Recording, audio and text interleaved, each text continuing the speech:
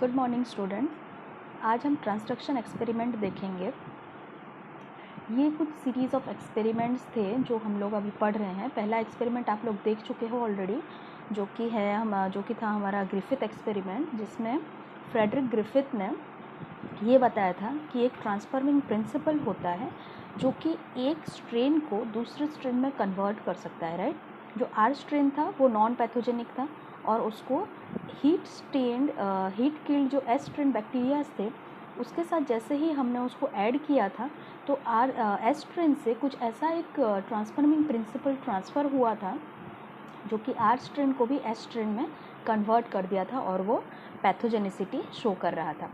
तो उसमें लेकिन ये नहीं बताया गया था कि वो मटेरियल एक्चुअली क्या है, वो प्रिंसिपल क्या है। ये जो एक्सपेरिमेंट हुआ था ट्रांसडक्शन एक्सपेरिमेंट, इसको दो साइंटिस्ट परफॉर्म किए थे जो कि हमारे थे Alfred Hershey and Martha chase. ये 1952 में किया गया था ये एक्सपेरिमेंट। और इस एक्सपेरिमेंट में क्या हुआ था, इसमें प्रूफ किया गया था कि जो हमारा जेनेटिक मटेरियल है वो एक्चुअली डीएनए होता है। और इस एक्सपेरिमेंट को ट्रांसडक्शन एक्सपेरिमेंट भी बोला जाता है। ये देखो, ट्रांसडक्शन एक ऐसा प्रोसेस है जो बैक्टीरियाज में पाया जाता है। उसमें क्या होता है, मान लो कोई बैक्टीरिया प्रेजेंट है और उस बैक्टीरिया को एक दूसरा वायरस इफेक्ट करता है। ओके, वायरस मतलब यहाँ पे क्या है एक्चुअली, बैक्टीरियोफाज। बैक्टीरियोफाज एक वायरस होता है जो कि बैक्टीरिया को इन्फेक्ट करता है। तो बैक्टीरियोफाज किस तरह का दिखता है, ये रहा इस तरह का। ये हम लोग ऑलरेडी 11th में डिस्कस कर चुके हैं, ठीक है। तो ये इसका प्रोटीन कोट रहेगा, ये इसका टेल पार्ट रहेगा और अंदर क्या रहेगा, एक इसका जेनेटिक मटेरियल रहेगा।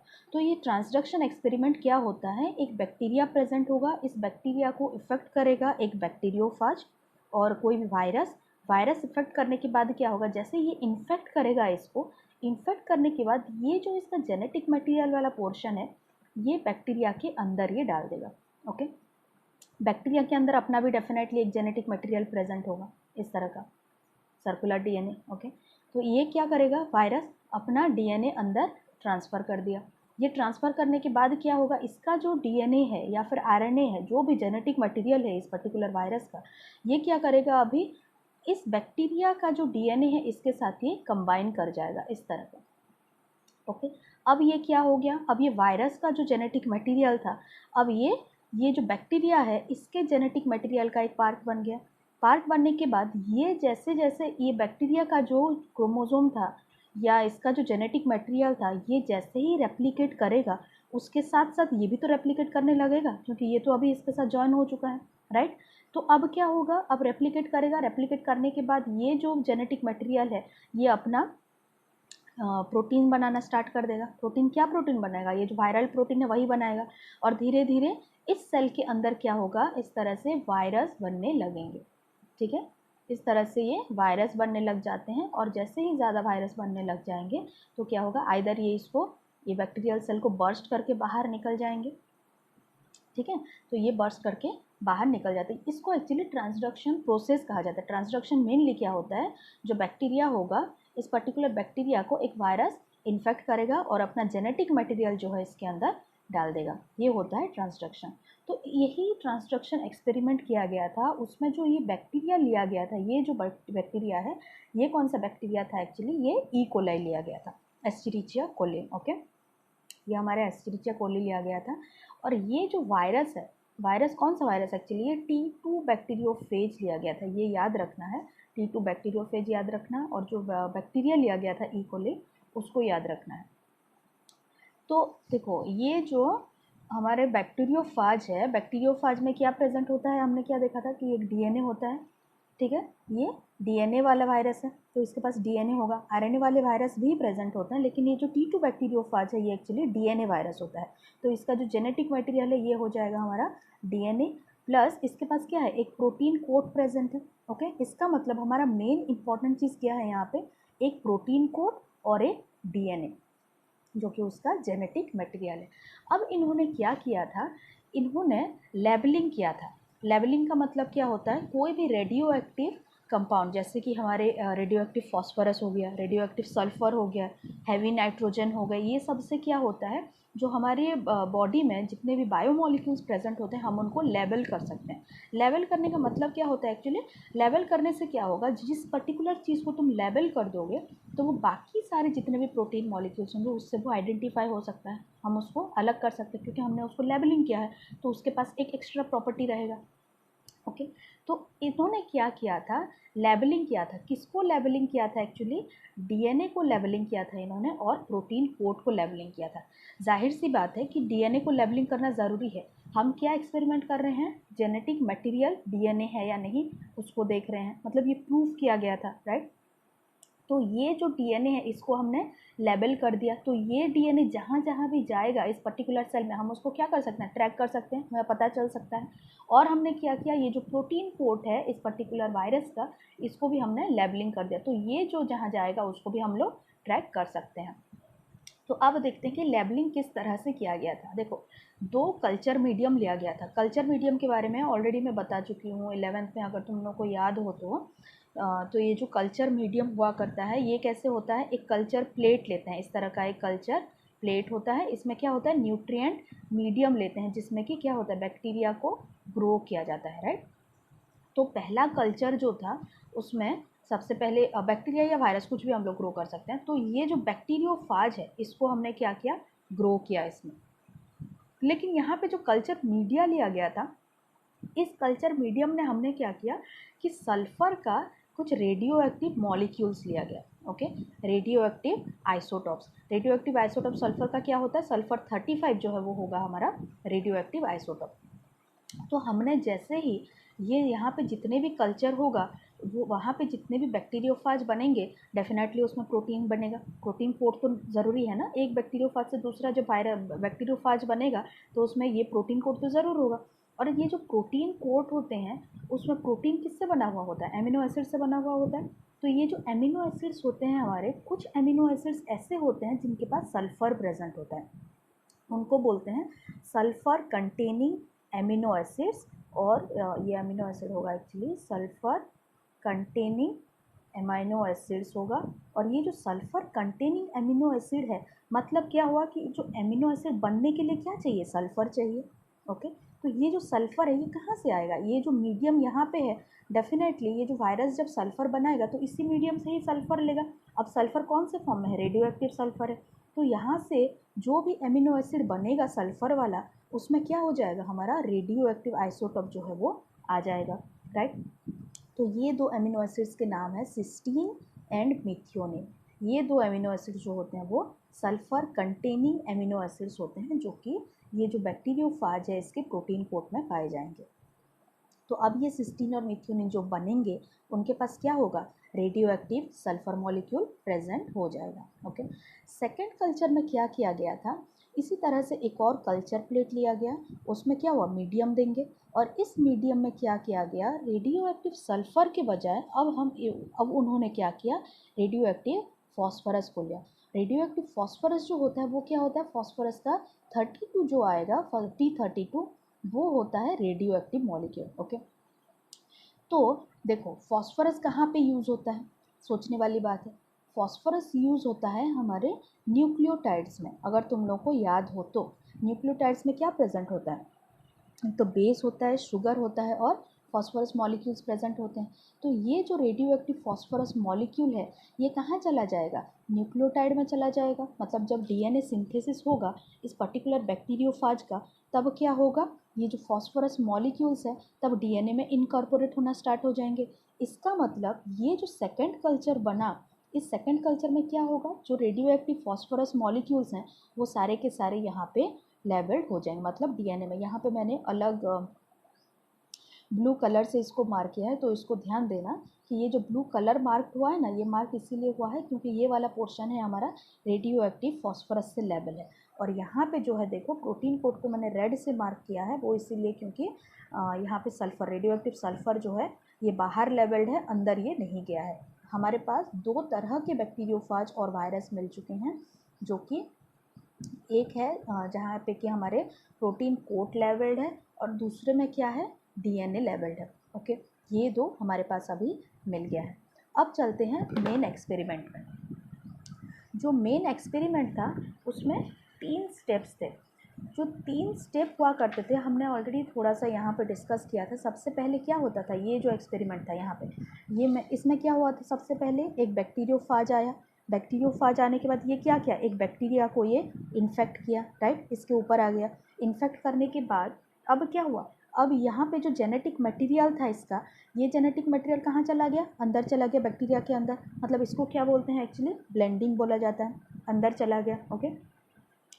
अब ब्लेंडिंग, अब मतलब अंदर चला गया, अब इसमें मिक्स हो गया, मतलब ये पूरा ब्लेंड हो गया इसके साथ। ये जो बैक्टीरियोफाज का जेनेटिक मटेरियल है, बैक्टीरिया के जेनेटिक मटेरियल के साथ ये ब्लेंड हो गया और मिक्स हो गया। ये स्टेप्स होते हैं। अब ये मैं आपको बुक में शो कर देती हूँ, ये एनसीईआरटी में भी दिया हुआ है, तो तुम लोगों के लिए ये ईजी हो जाएगा, ओके।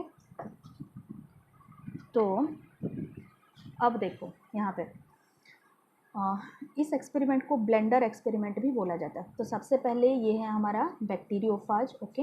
यहाँ पे भी देखो रेड से रेड कलर से जो मार्क किया गया है, इसका प्रोटीन वाला जो हिस्सा है वो लेबल किया गया है सल्फ़र 35 से, ओके। और अंदर जो है हमारा जो डीएनए मॉलिक्यूल है, ये कैसा दिख रहा है, ये एक्चुअली ब्लैक दिख रहा है, ओके। मतलब ये रेडियो एक्टिवली लेबल्ड नहीं है। और इसमें क्या है, ये बैक्टीरियोफाज, दूसरे बैक्टीरियोफाज में इसका डीएनए लेबल्ड है जो कि फॉस्फोरस 32 है, और इसका जो आउटर मोस्ट रीजन है ये रेडियो एक्टिवली लेबल्ड नहीं है, इसलिए ये ब्लैक में शो किया है, ओके। तो सबसे पहले क्या होता है, इन्फेक्शन होता है। इन्फेक्शन में क्या हुआ, देखो जो भी बैक्टीरियोफाज आया, ओके, ये वाला बैक्टीरियोफाज आया, जो कि ये कौन सा बैक्टीरिया, ये ई कोली बैक्टीरिया है। ई कोली बैक्टीरिया को ये क्या किया, इसको ये इन्फेक्ट किया। इन्फेक्ट करने में क्या होगा, इसके अंदर जो डीएनए मॉलिक्यूल था, ये डीएनए मॉलिक्यूल कहाँ चला जाता है, इसके अंदर चला जाता है, ई कोली सेल के अंदर, ओके। तो यहाँ पे देखना, बैक्टीरियोफाज, ये इसका जो डीएनए मॉलिक्यूल है ये इसके अंदर चला गया। उसके बाद इसका जो प्रोटीन कोट है ये कहाँ रह गया, बाहर ही रह गया, ये अंदर कभी भी नहीं जाता है, ओके। लेकिन इसमें क्या हुआ, देखो इसमें भी सेम है, वही प्रोटीन कोट जो है वो बाहर रह गया और इसका जो डीएनए मॉलिक्यूल है वो अंदर चला गया है। ये वाला ध्यान देना, यहाँ पे देखो ब्लैक कलर का डीएनए मटेरियल अंदर गया है। ब्लैक कौन सा था, जो कि रेडियो एक्टिवली लेबल्ड नहीं था, डीएनए लेबल्ड नहीं था इसमें, लेकिन इसमें डीएनए लेबल्ड था, ओके। पहला इन्फेक्शन हुआ। सेकेंड में क्या हुआ, ये देखना, वायरल प्रोटीन कोट जो है वो बाहर ही रह गया है दोनों के केस में, और यहाँ पे जो डीएनए मॉलिक्यूल है वो अंदर चला गया है बैक्टीरिया का, ओके। यहाँ पे भी चला गया है, ब्लेंडिंग हो चुका है, मतलब इसका जो जेनेटिक मटेरियल है उसके साथ ये ब्लेंड हो गया है, ओके। इस केस में क्या है, रेडियो एक्टिव डीएनए है, इस केस में रेडियो एक्टिव डीएनए नहीं है। उसके बाद क्या हुआ, अब क्या करेंगे हम, देखना ये जो मिक्सचर है, ओके, मतलब ये सारा कहाँ हो रहा होगा, डेफिनेट सी बात है ये तो हम लोग हवा में तो करेंगे नहीं, तो इसको कहाँ पे करेंगे, एक्चुअली हम लोग सेंट्रीफ्यूज ट्यूब्स में कर रहे होंगे, ओके। सेंट्रीफ्यूज ट्यूब मतलब जो हमारे टेस्ट ट्यूब की तरह ही होता है, ओके। इस तरह का सेंट्रीफ्यूज ट्यूब प्रेजेंट होगा, इसमें ये सारे एक्सपेरिमेंट्स कर रहे होंगे। तो अब क्या होगा, इसके पास क्या है, रेडियो एक्टिव आइसोटॉप्स है। रेडियो एक्टिव आइसोटॉप्स मतलब वो थोड़ा हैवी भी रहता है, तो ये जो हैवी रहेगा, जिसके पास ये रेडियो एक्टिव हैवी आइसोटॉप्स रहेंगे, वो सारे कहाँ आ जाएंगे, ये इस तरह से सेटल हो जाएंगे नीचे, क्योंकि ये थोड़ा हैवी रहेगा तो इस ट्यूब में नीचे सेटल हो जाएंगे। और बाकी जो लाइट पोर्शन है वो कहाँ रह जाएगा, इस तरह का ऊपर रह जाएगा। तो ये जो सेटल हो जाता है, नीचे वाला जो हिस्सा हमें मिलता है सेंट्रीफ्यूज ट्यूब में, इसको हम लोग क्या बोलते हैं, एक्चुअली पेलेट बोलते हैं, ओके। इसको बोलेंगे पेलेट। और ऊपर वाला जो हिस्सा रहता है उसको क्या बोल देते हैं, सुपर नेटेंट बोल देते हैं, ओके। तो अब क्या हुआ, देखना, अब हमारे पास क्या मिला, ब्लेंडिंग हो चुका है। ब्लेंडिंग के बाद अब हमने क्या किया, इसको, ये पूरा जो कल्चर मीडियम था उसको हमने कहाँ ट्रांसफ़र कर दिया है, मतलब सेंट्रीफ्यूज ट्यूब में ये हो रहा है। अब सेंट्रीफ्यूज ट्यूब में क्या मिला हमारे, हम क्या करेंगे अभी सेंट्रीफ्यूज ट्यूब में, इसको सेंट्रीफ्यूज करवाएंगे। सेंट्रीफ्यूज तुम लोगों को मैं ऑलरेडी बता चुकी हूँ। सेंट्रीफ्यूगेशन का जो प्रोसेस होता है वो कैसा होता है, एक कैसा रहेगा, ये इस तरह का ट्यूब्स रहते हैं, इसको सर्कुलर मोशन में बहुत हाई स्पीड में इसको क्या किया जाता है, रोटेट किया जाता है। इस रोटेट करने के बाद ये क्या होगा, जो पैलेट होगा वो नीचे सेटल हो जाता है, और जो बाकी जो लो डेंसिटी वाला पार्ट है वो ऊपर इस तरह का सेटल हो जाएगा, राइट। तो हमें फाइनली ये वाला मिलेगा इस तरह का सेंट्रीफ्यूगेशन के बाद। अब सेंट्रीफ्यूगेशन हो चुका है, हमें इस तरह का मिल चुका है, तो हमें दो पार्ट मिलेगा, एक पैलेट और एक सुपरनेटेंट। तो क्या होगा देखना, रेडियो एक्टिव सल्फर जो है, रेडियो एक्टिविटी जो है वो कहाँ दिखने को मिला, यहाँ पे सुपरनेटेंट में। क्यों ऐसा देखने को मिला भाई, देखो ये वाला जो ई कोली जो सेल है वो जनरली हैवी पार्ट होता है as compare to this bacteriophage. तो ये ई कोली कहाँ सेटल होगा, पैलेट में सेटल होगा। और ये जो बैक्टीरियोफाज है ये क्या होता है, थोड़ा सा लाइट रहता है एज़ कम्पेयर टू ई कोली। तो ये वाला हिस्सा कहाँ सेटल होगा, ये जो बैक्टीरियोफाज का जो भी जितने भी पार्ट्स मिलेंगे, प्रोटीन पार्ट्स, ये सारे के सारे हमारे सुपरनेटेंट में सेटल हो जाएंगे। तो रेडियो एक्टिविटी कहाँ पे प्रेजेंट है, ये वाले एक्सपेरिमेंट में रेडियो एक्टिव हमारा बैक्टीरियोफाज था। तो बैक्टीरियोफाज अगर रेडियो एक्टिव था और वो बैक्टीरियोफाज अगर हमारे सुपरनेटेंट में प्रेजेंट है, तो डेफिनेटली सुपरनेटेंट वाला जो हिस्सा है वो कैसा आ जाएगा, रेडियो एक्टिव शो करेगा। और ये जो पैलेट वाला हिस्सा है इसमें क्या प्रेजेंट होगा, एक्चुअली हमारे जो सेल्स हैं ई कोली के सेल प्लस बैक्टीरियोफाज का जो ये पार्ट डीएनए वाला पार्ट इसके अंदर है, ये सारा का सारा हिस्सा जो है वो हमारे पैलेट में शो करेगा। लेकिन इसमें तो कोई रेडियो एक्टिविटी शो नहीं होगा क्योंकि ये वाला तो हमारा रेडियो एक्टिवली लेबल्ड नहीं है। तो ये वाला जो हिस्सा था एक्सपेरिमेंट का, इसमें हमने क्या देखा कि बैक्टीरियोफाज इन्फेक्ट किया सबसे पहले ई कोली को। इन्फेक्शन के बाद क्या हुआ, जो प्रोटीन कोट है वो बाहर ही रह गया, और क्या है हमारा जो इसके पास जो डीएनए मॉलिक्यूल था ये अंदर चला गया था, किसके, ई कोली के अंदर जाएगा। और उसके बाद क्या हुआ, हमने इसको सेंट्रीफ्यूग किया। सेंट्रीफ्यूगेशन के बाद क्या हुआ, हमें दो हिस्सा मिला। सबसे पहला हमारे पास पैलेट आया और एक हिस्सा आया सुपरनेटेंट। सुपरनेटेंट वाला पार्ट जो था उसमें क्या प्रेजेंट था, जो बैक्टीरियोफाज का एक्स्ट्रा प्रोटीन कोट वाला जो हिस्सा है वो प्रेजेंट था। और ये जो प्रोटीन कोट यहाँ पे प्रेजेंट है सुपरनेटेंट में, ये क्या था, रेडियो एक्टिवली लेबल्ड था, इसीलिए हमें इस यहाँ पे जो सुपरनेटेंट मिला है ये रेडियो एक्टिवली लेबल्ड मिलेगा। और जो पैलेट वाला पार्ट है जहाँ पे कि हमें क्या मिलेगा, ये ई कोली मिलेगा और ये नॉन रेडियो एक्टिव लेबल्ड मिलेगा। ओके, अब चलते हैं सेकेंड एक्सपेरिमेंट में। ये जो सेकेंड एक्सपेरिमेंट था, ये जो एक्सपेरिमेंट था, ये एक्सपेरिमेंट कैसा था, यहाँ पे भी देखो सेम एक्सपेरिमेंट ही परफॉर्म किया गया था ना, लेकिन डिफरेंस इसमें क्या था, बस यहाँ पे जो रेडियो एक्टिव डीएनए लिया गया था, इसमें रेडियो एक्टिव प्रोटीन कोट लिया गया था। तो ये जो हिस्सा है इसमें क्या होगा, इसको सबसे पहले इन्फेक्ट किया गया। इन्फेक्ट करने के बाद यहाँ पे क्या आया, ये जो डीएनए मॉलिक्यूल है इसका रेडियो एक्टिव डीएनए, ये रेडियो एक्टिव डीएनए ई कोली के अंदर चला गया। अब इसके बाद क्या होगा, ब्लेंडिंग होगा, सेम प्रोसेस। उसके बाद क्या करेंगे, सेंट्रीफ्यूगेशन करेंगे। लेकिन यहाँ पे जो हम सेंट्रीफ्यूगेशन करेंगे इसमें क्या होगा, इसमें भी तो इस तरह के दो पार्ट मिलेंगे ना, एक पैलेट वाला पार्ट मिलेगा और एक क्या मिलेगा, सुपरनेटेंट मिलेगा। तो इसमें जो पैलेट मिलेगा, पैलेट कौन सा, ई कोलाई पैलेट मिलेगा डेफिनेटली। ओके, और सुपरनेटेंट क्या मिलेगा, ये प्रोटीन कोट बैक्टीरियोफाज का। तो ये जो प्रोटीन कोट है यहाँ पे मिल जाएगा। और ये प्रोटीन कोट जो है ये अब कैसा है, ये तो नॉन रेडियो एक्टिव है। तो ये अगर नॉन रेडियो एक्टिव है तो ये वाला सुपरनेटेंट जो है ये भी नॉन रेडियो एक्टिव मिलेगा हमें, है ना। और ये जो पैलेट वाला हिस्सा है ये अब क्या मिल जाएगा, सेल्स मिल जाएंगे। और सेल के अंदर क्या प्रेजेंट है, radio active DNA molecules present है। तो इस केस में जो पैलेट वाला हिस्सा है इसमें क्या मिलेगा, यहाँ हमें रेडियो एक्टिविटी शो होगा, राइट। तो हमें हमारे पास क्या हुआ, दो कंडीशंस, मतलब दो केसेस शो हुए हमें। पहला केस जिसमें कि हमारे पास पैलेट में नॉन रेडियो एक्टिविटी था और सुपरनेटेंट में रेडियो एक्टिविटी था। इस केस में क्या हुआ, पैलेट में क्या होगा, इसमें रेडियो एक्टिविटी शो करेगा। ये देख के फाइनली क्या पता चलेगा, खुद सोचो कि ये ब्लेंड, मतलब ये कौन सा एक्सपेरिमेंट है, ट्रांसडक्शन एक्सपेरिमेंट है। हम ये जानते हैं डेफिनेटली कि हमने यहाँ पे डीएनए को लेबल्ड किया था और ये डीएनए वाला हिस्सा कहाँ शो हो रहा है, पैलेट में शो हो रहा है। इसका मतलब डीएनए ही तो वो मॉलिक्यूल होगा जो कि क्या किया होगा, इसमें से पास किया होगा और अंदर गया होगा, ठीक है। और इसमें क्या हुआ होगा, इसमें अंदर तो क्या है ई कोली के, लेकिन इसमें हमने प्रोटीन कोड को लेबल्ड किया था, इसी वजह से इसमें रेडियो एक्टिविटी शो नहीं हुआ। तो फाइनली कंक्लूजन क्या आएगा इस एक्सपेरिमेंट का, कि डीएनए ऐसा मटेरियल है, डीएनए जो हमारा जेनेटिक मटेरियल है जो कि इसमें ट्रांसफ़र हो रहा है ई कोली में।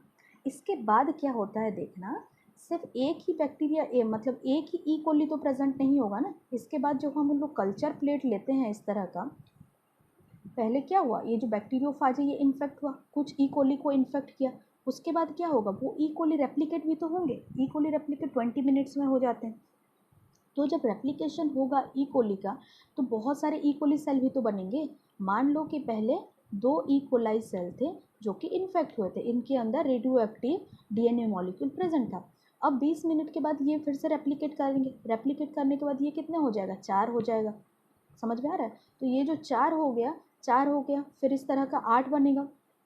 इस तरह से कंटिन्यूसली रेप्लिकेशन प्रोसेस होता चला जाएगा। तो ये जो रेप्लिकेशन प्रोसेस होगा, जितना भी रेप्लिकेट होगा, इसके अंदर तो radio active DNA molecule present है ना, तो ये जो रेडियो एक्टिव डीएनए मॉलिक्यूल इसके अंदर प्रेजेंट है, आगे जितने भी प्रोजेनी बनेंगे उसमें भी तो radio active DNA molecule present होंगे। तो इस तरह से क्या होगा, धीरे धीरे जो रेडियो एक्टिविटी का लेवल है इस पर्टिकुलर पैलेट रीजन में ये इंक्रीज होता चला जाएगा। इसका मतलब जो डीएनए मॉलिक्यूल इस ई कोले के अंदर प्रेजेंट है, जैसे ही ई कोले रेप्लिकेट हो रहा है उसके साथ साथ डीएनए मॉलिक्यूल का नंबर भी इंक्रीज हो रहा है, radio active DNA molecule increase हो रहे हैं। तो उसमें क्या प्रूफ मिलता है कि जो डीएनए मॉलिक्यूल है बैक्टीरियोफाज से, डेफिनेटली वही डीएनए मॉलिक्यूल ई कोली सेल के अंदर गया होगा, जिससे कि ये जब ई कोली सेल रेप्लिकेट कर रहा है कंटिन्यूसली, तब डीएनए मॉलिक्यूल का भी नंबर इंक्रीज होता जा रहा है। ये था टोटल हमारा जो ब्लेंडर एक्सपेरिमेंट, और इसको ट्रांसडक्शन एक्सपेरिमेंट भी बोला जाता है।